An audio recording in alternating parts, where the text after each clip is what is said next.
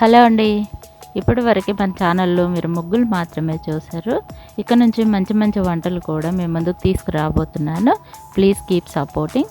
అందులో భాగంగా ఈరోజు మీల్ మేకర్ పచ్చడి ఎలా చేయాలో చేసి చూపిస్తానండి. ముందుగా వేడి నీళ్ళల్లో మీల్ మేకర్ నానబెట్టి ఒక 15 నిమిషాలు అలా ఉంచి తర్వాత తీసి వాటర్లోంచి తీసేసి ఒక కడాయి పెట్టేసి స్టవ్ వెలిగించి దాంట్లో ఆయిల్ వేసి అందులో ఈ వడకట్టి పెట్టుకున్న మీల్ మేకర్ని వేయించాలండి. కొంచెం గోల్డెన్ బ్రౌన్ కలర్ వచ్చేంత వరకు వేయించుకొని బాగా తర్వాత బాగా గోల్డెన్ కలర్ వచ్చేంత వరకు అలా అలా తిప్పుతూ గోల్డెన్ కలర్ వచ్చిన తర్వాత వాటిని వేరే ప్లేట్లోకి తీసుకోవాలి. సో ఇలా చూపిస్తున్నాను చూడండి. ఇలాగా మంట సిమ్లో పెట్టేసుకొని అలా గోల్డెన్ కలర్ వచ్చేంత వరకు వేయించుకుంటూ ఉండాలి.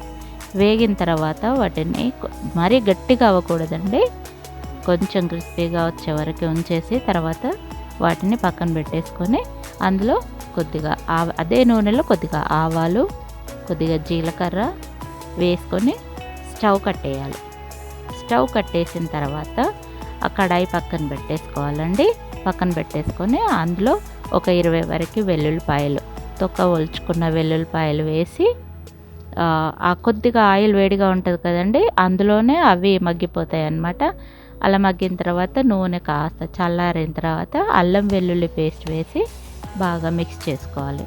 ఆ తర్వాత వేయించి పక్కన పెట్టుకున్న మీల్ మేకర్ ఉంటుంది కదండి, అందులో కారం, మన టేస్ట్కి సరిపడా కారం, ఉప్పు, ధనియాల పొడి, అలాగే గరం మసాలా పొడి వేసి బాగా కలుపుకోవాలండి. ఆ ముక్కలకి పట్టేలాగా బాగా కలుపుకోవాలి.